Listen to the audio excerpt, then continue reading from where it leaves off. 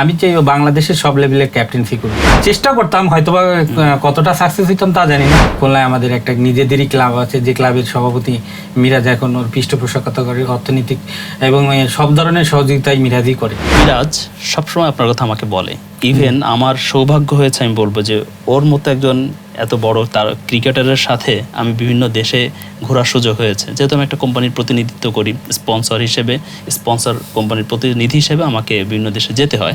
তো ওর সাথেও আমার অনেক ওঠা বসা হয়, হোটেলে, বাইরে, মাঠে, অনেক গল্প হয়, অনেক কথা হয়। সত্যিও ভালো ছেলে। মিরাজকে আগামীতে আপনি কোথায় দেখতে চান? মানে আপনি তার একজন অভিভাবকের মতো, ও যেটা বলে ওর ভাষায় আপনি ওর ছোটবেলার অভিভাবক। আসলে আমি ওর যে ভালো লাগাটা, এটা তো আমারও ভালো লাগার বিষয়। এটা ওর ভালো লাগতো, এটার জন্য আমাকে অনেক সময় এরকম বলছে, আমি ক্যাপ্টেন্সি করব, আপনার কি করে দিতে হবে, আপনার মাঠ রেডি করে দিতে হবে, ফ্ল্যাগ পুঁতে দিতে হবে, পিচ তৈরি করে দিতে হবে, পিচ এই করতে হবে। আমি চাই ও বাংলাদেশের সব লেভেলের ক্যাপ্টেন্সি করুক। মিরাজ, তোমাকে একটু বেশি আবেগাপ্লুত মনে হচ্ছে।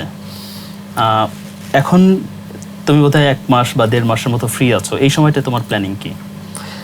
কোচ কি তোমাকে কোনো হেল্প করবে কিনা? হ্যাঁ, আমি সবসময় কথা বলি খেলার বিষয়ে, আমার সাথে সবসময় কথা হয়। তুমি কি মনে করো যে এখন তো তুমি অনেক বড় বড় কোচ, বিদেশি কোচের সাথে শিখছো, তাদের কাছ থেকে ট্রেনিং নিচ্ছ, ইভেন দেশে বাইরে গেলে ভালো ভালো বোলারদের কাছ থেকে, ভালো ভালো ব্যাটসম্যানদের কাছ থেকে টিপস নিচ্ছ, তুমি কি মনে করো যে এই কোচের আর কিছু দেওয়ার নেই?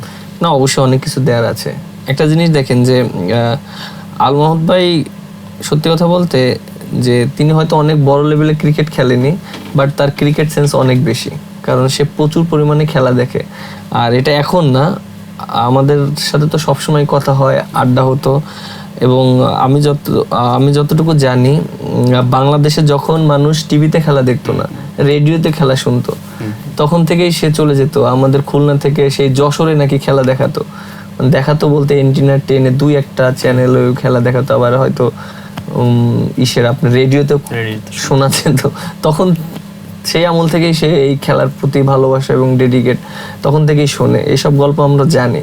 সো তার যে এক্সপিরিয়েন্সটা, আমি মনে করি যে খুবই ভালো একটা এক্সপিরিয়েন্স। সে প্রচুর পরিমাণে খেলা দেখে। মিরাজ আমাকে সবসময় বলতো যে আমার কোচ আল মাহমুদ ভাই যদি ওই অপরচুনিটি পেতো বাংলাদেশে, ওনাদের সময় এরকম অপরচুনিটি ছিল না, বাট ওই অপরচুনিটি যদি পেতো বা এখনকার লেভেলে যদি আপনি কোচিং করাতেন, তাহলে অনেক দূর যেতে পারতেন। আপনার প্রতিবন্ধকতা কি ছিল, অসুবিধা কি ছিল? আসলে আমাদের ক্রিকেট অবকাঠামো সম্পর্কে তো আপনাদের সবারই ধারণা।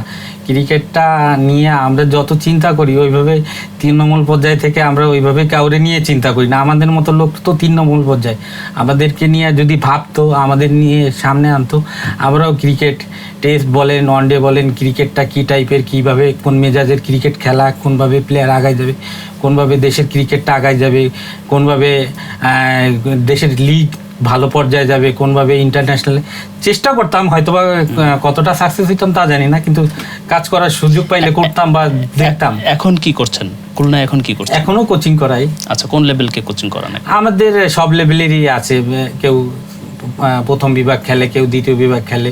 খুলনায় আমাদের একটা নিজেদেরই ক্লাব আছে, যে ক্লাবের সভাপতি মিরাজ এখন ওর পৃষ্ঠপোষকতা করে, অর্থনৈতিক এবং সব ধরনের সহযোগিতাই মিরাজই করে। এবং মিরাজের সহযোগিতায় ক্লাবটা এখনও চলে, এখনও খুলনার যে কোনো ক্রিকেটে আমরা অংশগ্রহণ করি।